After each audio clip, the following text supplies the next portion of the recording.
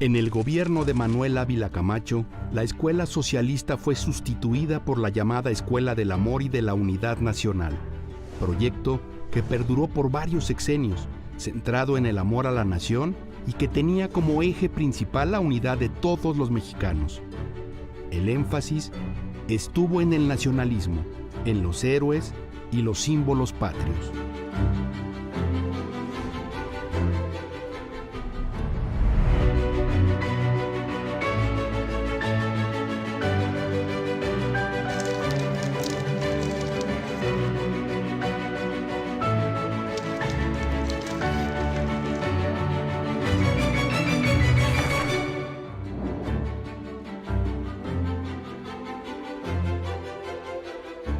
Pues está ya la plena guerra, ¿no? Todavía a Cárdenas le toca el proceso de que va iniciando la guerra, pero aquí ya la tenemos encima. Viene también de un momento muy controvertido en lo político, porque precisamente el cardenismo había instaurado la escuela socialista. Entonces ahí hay muchos sectores de México conservadores, tanto en la ciudad como en el campo, que reaccionaron muy fuerte en contra de esta educación socialista, y tenemos un México más o menos dividido en cierta confrontación. Algunos autores como Jan Meyer hablan de que incluso se dio una segunda guerra cristera en ese periodo, en el sentido de que pues la gente en el campo reaccionó muy fuerte en contra de maestros, en contra de inspectores escolares, igual los párrocos locales invitaban a la población a que no enviara a sus hijos a la escuela porque el socialismo estaba en contra de la religión. Entonces tenemos un periodo muy, muy conflictivo en ese sentido. Entonces esas son más o menos las condiciones que vamos a encontrar en este México en 1940, cuando llega la presidencia Ávila Camacho. El planteamiento de Ávila Camacho fue, bueno, tenemos que llevar la unidad nacional, porque además, y aquí es la importancia de ver el contexto de la guerra, ante ese contexto también había que reforzar el nacionalismo. El primer secretario de Educación Pública en el sexenio de Manuel Ávila Camacho fue Luis Sánchez Pontón, quien era partidario de la educación socialista impulsada desde el gobierno de Lázaro Cárdenas, quien influyó para nombrarlo titular de la Secretaría de Educación Pública. Durante su gestión en la SEP, Sánchez Pontón defendió la educación socialista, redefinió la estructura de la Secretaría, buscando uniformar los sistemas educativos, y dio gran impulso al Instituto Politécnico Nacional. Fue sustituido por Octavio Béjar Vázquez, quien tenía ideología más acorde al gobierno de Ávila Camacho. Su proyecto tenía 3 premisas.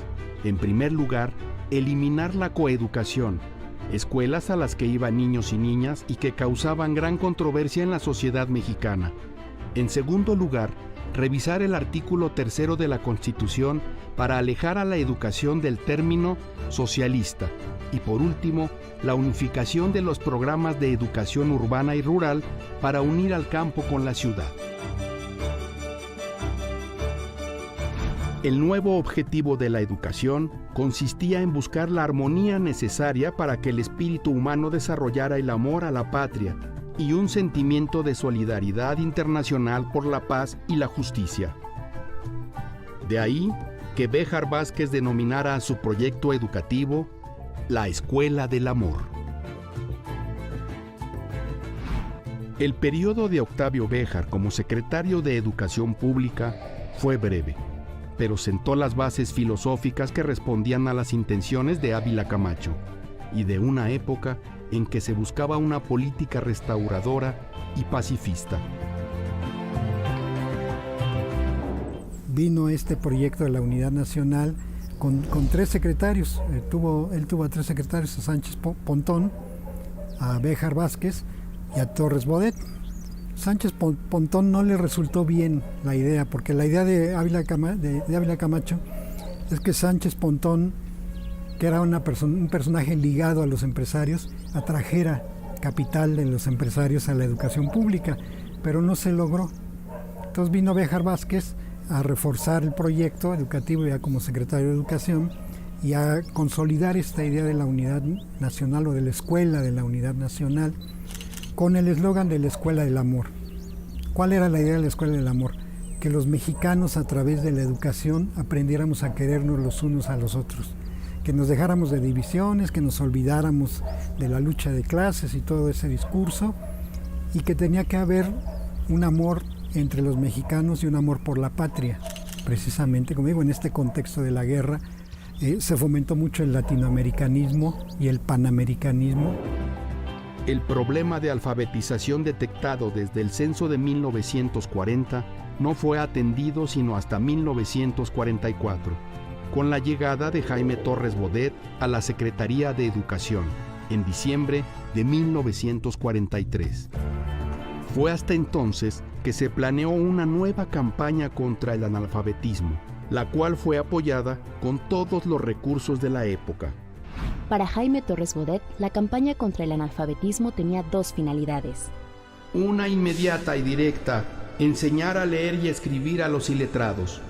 Otro, mediata, depurar la noción de solidaridad de nuestra república y que los iletrados se hayan reconocido unos a otros y hayan comprendido el problema de su existencia, viendo en sí propios y en iguales cómo hay en todos un mismo fondo de júbilo y dolor, una misma ambición de justicia y un mismo espíritu de bondad, de paz, de progreso humano.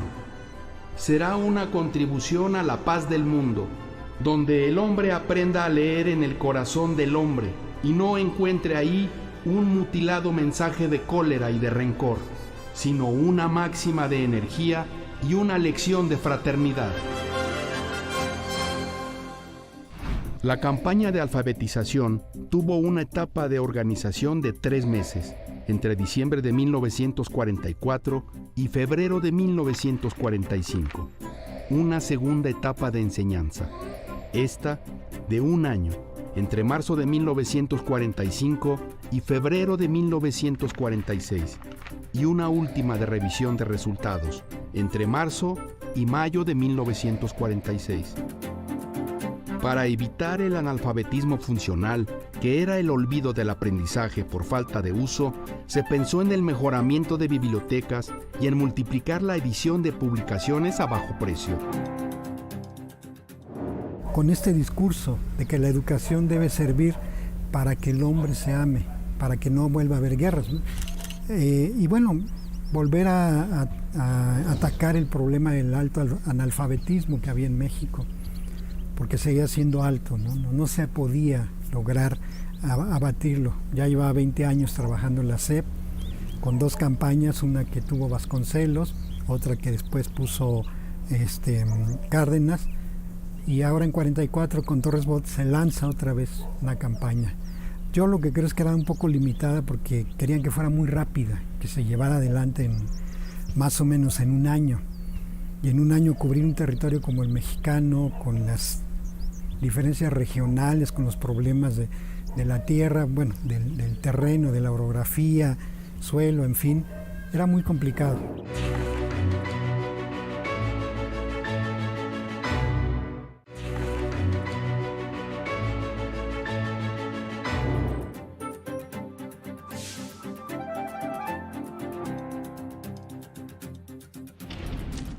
El 18 de diciembre de 1945, Jaime Torres Bodet propone reformar al artículo 3º constitucional, de la mano de la política de unidad de Manuel Ávila Camacho.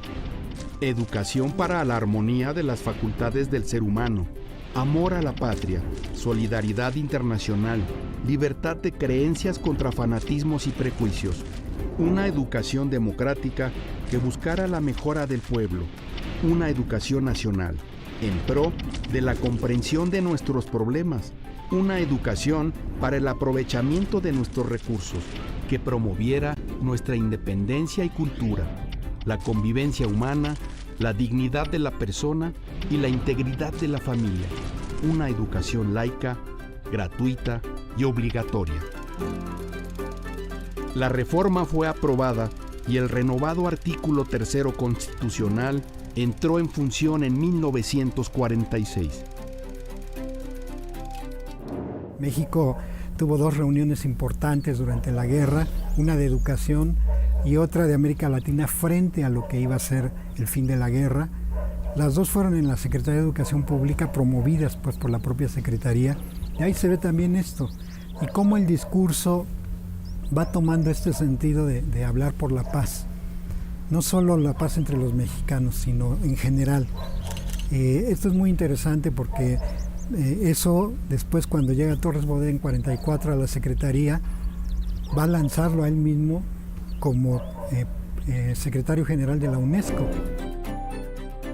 La primera conferencia general de la UNESCO se celebró en París del 19 de noviembre al 10 de diciembre de 1946.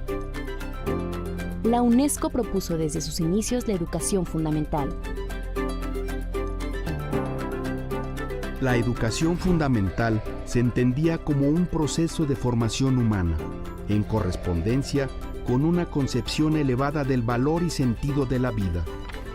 Además, la educación fundamental era un concepto integral que no solo debería alcanzar a los pueblos atrasados, sino también a los pueblos más avanzados, pues las guerras se habían generado en las naciones más prósperas, por lo que en ellas también era preciso introducir cambios en la estructura general de la educación, sobre todo en los aspectos de la formación cívica, a fin de crear en sus habitantes la conciencia y la voluntad de la justicia.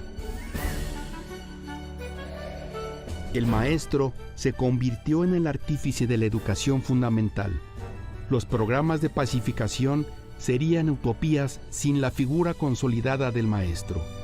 Así, se concluyó que para que tomara forma esta nueva doctrina pedagógica, en primer lugar era necesario organizar un nuevo sistema de formación del magisterio. México fue país protagónico en la creación de la UNESCO. La delegación mexicana que participó en la conferencia constitutiva de este organismo en 1946 en Londres fue encabezada por Jaime Torres Bodet, quien era secretario de Relaciones Exteriores, y entre 1943 y 1946 ocupó por primera vez la Secretaría de Educación Pública. Pero pocos años más tarde, entre 1948 y 1952, fue director general de la UNESCO. Causa fundamental de este protagonismo de México en la creación de la UNESCO en 1946 fue la coincidencia con las premisas educativas planteadas en nuestro país desde 1941, que buscaban la unión de los mexicanos como opuesta al divisionismo ideológico, que se pensaba que ocasionaba la educación socialista. La aparente distancia entre esa filosofía educativa y la necesidad de alfabetizar se resolvió con las políticas mexicanas que, con la participación en la UNESCO, se aplicaron para toda Latinoamérica y países en vías de desarrollo. Dentro de las propuestas para combatir el analfabetismo en América Latina, el Comité Mexicano recomendó la creación de una agencia regional que funcionara en conexión con la UNESCO, con el intercambio de experiencias y de investigación acerca de métodos para la enseñanza de la población no hablante del español, así como la búsqueda de una técnica de enseñanza de la lectura para adultos. En 1946 llegó a la presidencia de México Miguel Alemán Valdés y con él Manuel Gual asumió la Secretaría de Educación Pública. La escuela mexicana deberá impulsar a los que estudian a sentir a México, a entender a México y a imaginar la existencia de México como una fuerza creadora de porvenir. Será un elemento creciente de progreso social, porque la unidad patriótica que buscamos no deberá fincarse sobre la admisión de errores y los prejuicios, sino sobre una colaboración digna de mantenerse en virtud de la libre crítica, sustituyendo a la intolerancia por la lucidez del examen propio, avivando en cada experiencia ajena y transformando así a la enseñanza en un factor colectivo de cohesión nacional y de entendimiento internacional. Otro elemento importante de esta política educativa fue que en aras de la unidad nacional se promovió un programa único de educación primaria. Para mí eso fue controversial porque entonces hasta ese momento había habido dos programas, el programa de educación primaria rural y el programa de educación primaria urbana, dándose cuenta exactamente de las diferencias, porque incluso las primarias rurales tenían su parcela escolar para enseñar a los niños las prácticas agrícolas de su región, que podían cultivar, etc.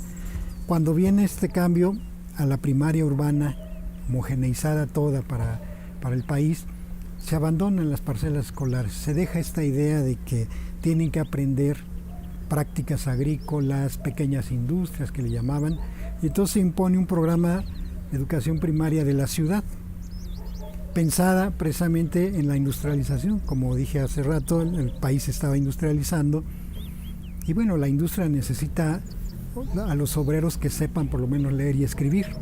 Entonces por eso se vuelca el proyecto educativo más a la ciudad y va abandonándose el proyecto del campo. Incluso muchas normales rurales pues fueron cerradas, se vio que ya no era necesario formar maestros rurales, sino seguir formando los maestros en las normales urbanas y que de ahí salieran a los pueblos, al campo, a las ciudades pequeñas y medianas del país. Las intenciones de alto espíritu, tanto del gobierno mexicano como del secretario Manuel Gual, eran acordes con la necesidad internacional de paz, pero el problema del alto índice de analfabetismo detectado desde años atrás en el censo de 1940 era grave. 6 años después, las condiciones económicas del país, junto con la precariedad de recursos, como la carencia de alumbrado, mobiliario y útiles escolares, las condiciones del clima, la dispersión, la incomunicación, el inmenso número y la heterogeneidad de los analfabetas, así como su diferencia de edades, hacían muy difícil la consecución de los objetivos del programa educativo de Gual y Alemán. Miguel Alemán involucró a la iniciativa privada con los estados y municipios. Con aportaciones a cargo del gobierno federal, se logró reunir el capital necesario. Como primera medida urgente, se buscó dar continuidad a la campaña alfabetizadora creada por Jaime Torres Bodet en 1946. Dicha campaña comenzó en 1948 a través de la Dirección General de Alfabetización y Educación Extraescolar. Con la campaña incluyó la restauración de las misiones culturales, creadas en el gobierno de Álvaro Obregón, la creación de escuelas y centros colectivos de alfabetización, cursos de alfabetización para el personal del ejército y un instituto de alfabetización para comunidades indígenas monolingües. En este sexenio se construyó la ciudad universitaria de la Universidad Nacional Autónoma de México. A cambio de la inyección de capital para la educación, la presencia de la Iglesia y del sector privado fueron en aumento, por lo que la actitud de este gobierno tuvo que ser de tolerancia. Miguel Alemán puso el énfasis en el nacionalismo, así como en sus héroes y los símbolos de la patria. La mexicanidad fue el centro de su discurso.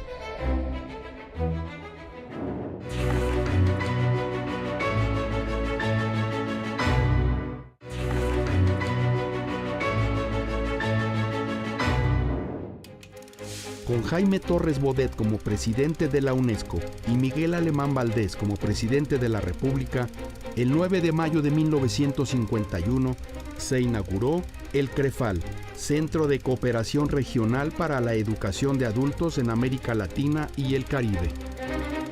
El CREFAL se concibió como modelo para la impartición de educación básica para los países en desarrollo de nuestro continente, con el maestro rural Lucas Ortiz Benítez como su primer director, propuesto por Torres Bodet.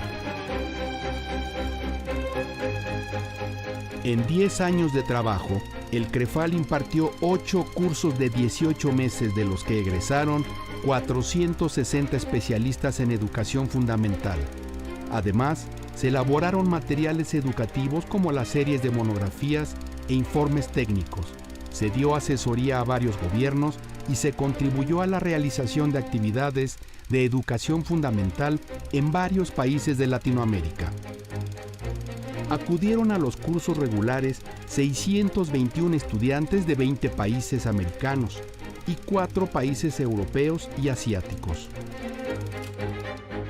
En el periodo presidencial de Adolfo Ruiz Cortines, José Ángel Ceniceros fungió como secretario de Educación Pública.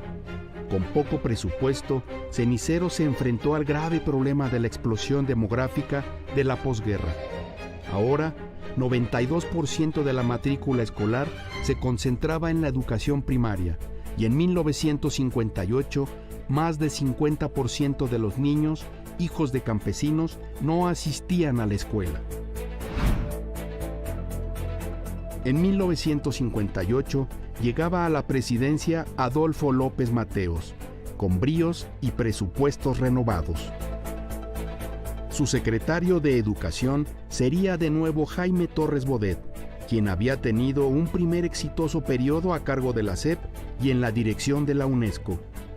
Pero tanto López Mateos como Torres Bodet se encontraron con el gran problema del adelgazamiento de la infraestructura educativa, falta de aulas y de maestros, una matrícula escasa y, por si fuera poco, el problema de la deserción escolar.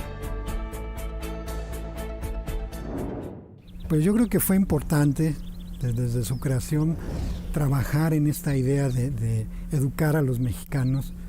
Era una tarea difícil, no es fácil, uno de repente es fácil criticar, pero era una labor muy grande, un país muy grande que el Porfiriato había hecho cosas, había avanzado un poco, pero después la guerra, la revolución, echó para atrás, por ejemplo, los índices de alfabetismo, en fin, muchos factores que dejó de lado por la guerra, ¿no? Pues no se puede. Entonces, casi empezó con un 17% más o menos de población alfabetizada. Con Vasconcelos se elevó mucho al maestro, ¿sí? Así, casi una cruzada muy redentora. Vasconcelos los veía como los nuevos misioneros, incluso formó las misiones culturales, que el lema era llevar cultura y progreso a la población. Después dejaron de ser ambulantes y nada más se establecieron en ciertos lugares las misiones culturales. En diciembre de 1959, el presidente Adolfo López Mateos anuncia la creación y la implementación del Plan de 11 años, conformando la edificación, para 1960, de 3,000 nuevas aulas y la creación de 4,000 nuevas plazas docentes. El plan incluía también el fortalecimiento del programa de capacitación del magisterio, por medio de las escuelas normales y de los centros regionales de enseñanza normal, además del Instituto Federal de Capacitación del Magisterio. Finalmente, y también como parte del plan de 11 años, algo muy importante fue la creación de la Comisión Nacional de Libros de Texto Gratuitos, CONALITEG, la cual fue presidida en su inicio por el escritor Martín Luis Guzmán, quien durante gran parte de su carrera se dio tiempo para escribir y formar parte de la función pública. Esta comisión nació con el objetivo de fijar con apego a la metodología y a los programas respectivos las características de los libros de texto gratuitos destinados a la educación primaria y proceder a su edición y distribución. Pero la instauración del proyecto de libro gratuito no fue sencilla. Cuando se anunció que estos libros serían obligatorios para todos los niños que cursaran la primaria, autores y editores iniciaron una protesta argumentando que esta práctica desplazaría a la autoría y a la industria editorial. La sola existencia de una comisión de libro de texto gratuito marcaba el control que tendría el Estado sobre los libros de texto para el nivel de educación primaria, su redacción, edición y distribución. Ante las protestas y las críticas, se argumentó el derecho que tenían todos los niños a la educación y a tener libros de texto, ya que en las escuelas no siempre se contaba con el apoyo bibliográfico para el maestro, a quien también este recurso le serviría para impartir sus clases. Igualmente, el gobierno de López Mateos suavizó la disputa aclarando que estos libros serían obligatorios, pero no serían los únicos que existirían en el aula. Al ser uno de los grandes instrumentos de la educación pública en México, el libro gratuito se ha consagrado como un derecho de los escolares mexicanos. A partir de 1997, el programa se extendió a la educación secundaria y en 2001 se creó el programa de bibliotecas de aula, que multiplicó la oferta lectora al alcance de los alumnos.